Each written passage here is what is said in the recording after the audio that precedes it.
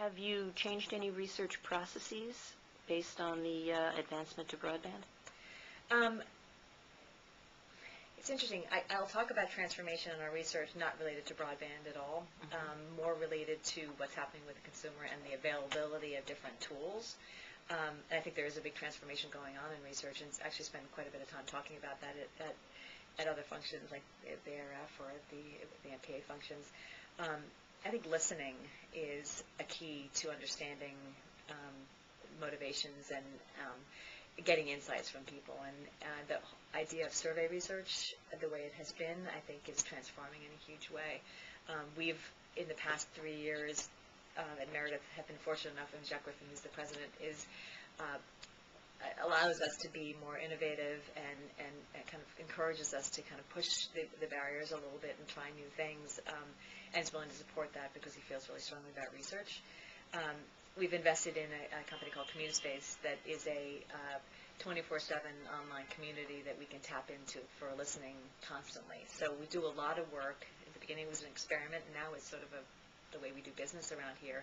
It's similar to a focus group, but it's an iterative focus group, so you can start a question and come back and ask more and more and more. So you get the whys behind the whats. Survey research could tell you that 65% of people plan to buy a new car next year, but why are they buying a new car next year? What kind of car are they buying, and why they're buying that kind of car is the kind of stuff you get with this sort of in-depth research. So that's the biggest change I see happening in research right now, at least that is affecting us, is how do we really listen to the consumer, put it in her voice and her with her perspective, and that's something that is growing constantly. I think there are a couple kind of uber trends right now, authenticity and realness, and kind of seeing transparency, seeing through the spin that advertising used to be.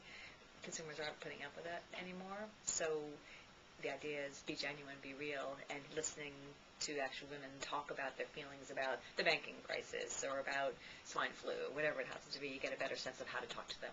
Can you go into more detail about Communispace, how it was started, how you recruit, that kind of thing? Sure. Well, Communispace is a company based out of Massachusetts, Boston area, and they've been around, I think it's been 10 years now, and they started off kind of small. It used to be the only player in this field.